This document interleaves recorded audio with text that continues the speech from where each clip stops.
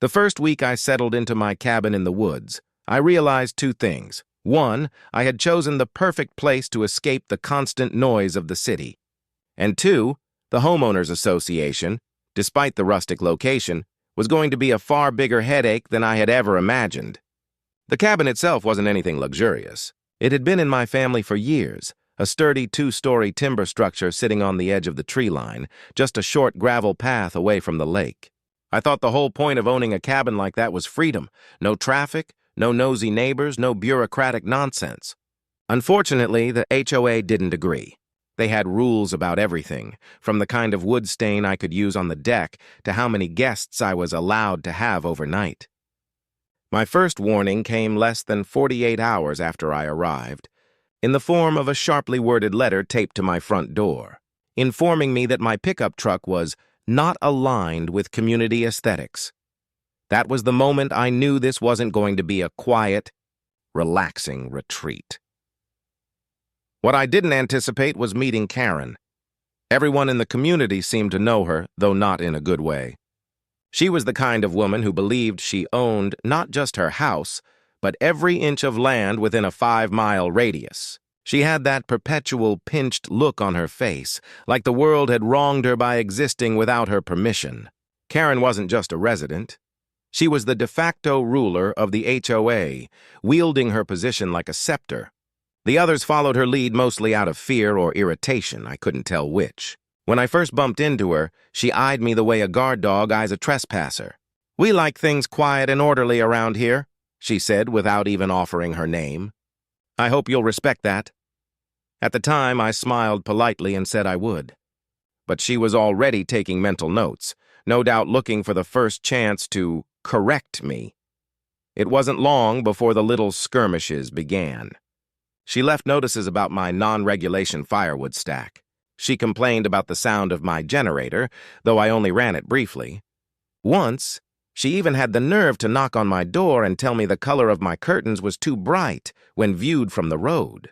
I thought about ignoring her, but I knew people like Karen thrived on confrontation, on pushing boundaries until you either broke or bowed. I wasn't going to bow. The straw that broke the camel's back came one Saturday morning when I invited a couple of my old Army buddies to stay for the weekend. They rode in on their Harleys, their engines rumbling down the gravel path like thunder rolling through the valley. To me, the sound was freedom and brotherhood. To Karen, it was apparently a declaration of war. She stormed over before my friends even cut the engines, her finger stabbing the air as she shouted something about unauthorized guests and disruptive noise. My buddies, tough men who had seen far worse overseas, looked at each other and then at me. Half amused, half annoyed. I told her calmly that they were here to visit, and that I wasn't breaking any laws by having them on my property. But Karen wasn't the type to take no for an answer. Later that afternoon, while we were sitting on the porch swapping old stories, a pair of SUVs rolled up the road. They weren't police vehicles, though they were marked with big block letters that read HOA Security. Out stepped 4 men in black polo shirts and tactical-looking cargo pants. Sunglasses perched on their noses even though the sun was dipping low behind the trees. They had radios clipped to their belts and an air of self-importance that made my friends chuckle under their breath. Karen appeared behind them like a general inspecting her troops. "This is a violation," she declared, pointing at my porch as though she were accusing me of harboring fugitives. "Too many visitors, too much noise. We have rules here." The so-called security team began to fan out across my driveway, trying to look intimidating. They weren't cops, and they certainly weren't soldiers, but they strutted like they were on some kind of mission. One of them even rested his hand near his belt as though he had a weapon, though I could see clearly it was just a flashlight. I leaned against the porch rail, feeling the tension in the air shift. My friends had straightened in their seats, the kind of subtle movement that said they were ready for whatever might come. Army training doesn't just vanish after discharge. It lives in the bones, in the way you assess threats without saying a word. The leader of the security group stepped forward and announced, "We need your guests to leave immediately. This is private property regulated by the association." His tone was clipped, rehearsed, the way someone might sound if they'd spent too many hours watching action movies. I could see Karen smirking behind him, confident that she had finally cornered me. What she didn't know was that my cousins were arriving that evening, and they weren't the kind of men who intimidated easily. These were guys who had served multiple tours overseas, men who knew how to handle real conflict. And as fate would have it, the low growl of more Harley engines began to echo down the gravel road at that exact moment.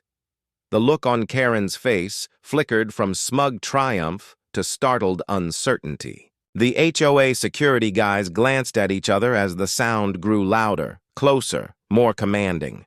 Dust rose in the distance as 3 more motorcycles came roaring toward the cabin, headlights cutting through the early twilight.